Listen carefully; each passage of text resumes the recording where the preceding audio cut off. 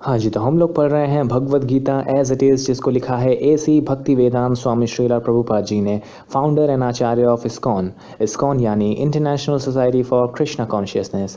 तो read along study along daily series का आज डे 17 है। और शुरू करने से पहले मैं एक इम्पॉर्टेंट बात आपको बताता हूँ। Treasures of wisdom and love, मैं किसको रेफ़र कर रहा हूँ? श्रीमद् भगवद गीता यथारूप और श्रीमद् भागवतम, जिसको भागवत भी कहते हैं। तो श्रीमद् भगवद गीता यथारूप में आपको वो मिलेगा जो श्री कृष्ण जी ने बोला है। श्रीमद् भागवतम या भागवत में आपको वो मिलेगा जो श्री कृष्ण जी ने किया है, जैसे कि यूनिवर्स का क्रिएशन कैसे किया है, यहाँ पृथ्वी पर कैसे आए हैं, और फिर यहाँ पर क्या क्या लीलाएं की हैं।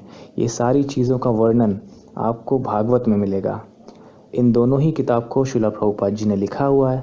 अच्छा, वैसे मैं आज क्यों डिस्कस कर रहा हूँ ये वो इसलिए क्योंकि आज के श्लोक में श्रीला प्रभुपाद जी ने उसके तात्पर्य में श्रीमद् भागवतम से श्लोक को कोट किया हुआ है। तो आपको पता होना चाहिए ना कि श्रीमद् भागवतम क्या है, और साथ में ये भी पता होना चाहिए कि भगवद गीता और भागवतम में डिफरेंस क्या है। ठीक है जी। So let me wish you जय श्री राधे कृष्णा। वृंदावन के राधा कृष्ण जी के दर्शन कर लेते हैं।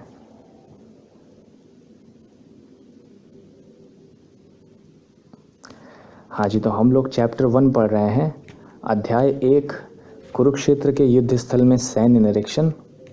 और इसमें आज हम लोग एक श्लोक पढ़ेंगे, श्लोक नंबर 28, जो कि कुछ इस प्रकार है।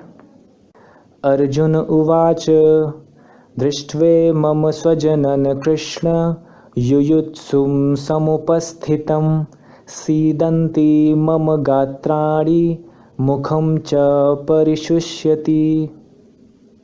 इसका अर्थ है, अर्जुन ने कहा, हे कृष्ण, इस प्रकार युद्ध की इच्छा रखने वाले अपने मित्रों तथा संबंधियों को अपने समक्ष उपस्थित देखकर मेरे शरीर के अंग कांप रहे हैं और मेरा मुंह सूखा जा रहा है। इसका तात्पर्य है,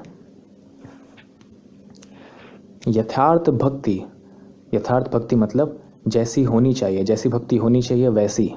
यथार्थ भक्ति से युक्त मनुष्य में वे सारे सद्गुण रहते हैं जो सत्पुरुषों या देवताओं में पाए जाते हैं, जबकि अभक्त अपनी शिक्षा तथा संस्कृति के द्वारा भौतिक योग्यताओं में चाहे कितना ही उन्नत क्यों ना हो, इन ईश्वरीय गुणों से विहीन होता है, मतलब क्वालिटीलेस। अतः स्वजनों, मित्रों तथा संबंधियों को युद्ध भूमि में देखते ही अर्जुन उन सबों के लिए करुणा से अभिभूत हो गया जिन्होंने परस्पर युद्ध करने का निश्चय किया था। जहाँ तक उसके अपने सैनिकों का संबंध था, वह उनके प्रति प्रारंभ से दयालु था, किंतु विपक्ष दल के सैनिकों की आसन्न मृत्यु को देखकर वह उन पर भी दया का अनुभव कर रहा था।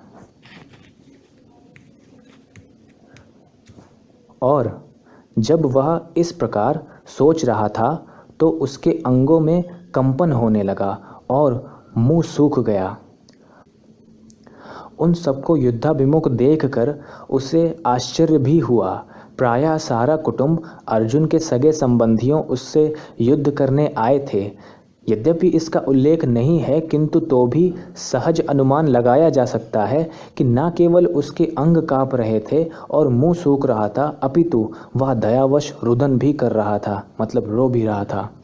अर्जुन में ऐसे लक्षण किसी दुर्बलता के कारण नहीं, अपितु हृदय की कोमलता के कारण थे, जो भगवान के शुद्ध भक्त का लक्षण है।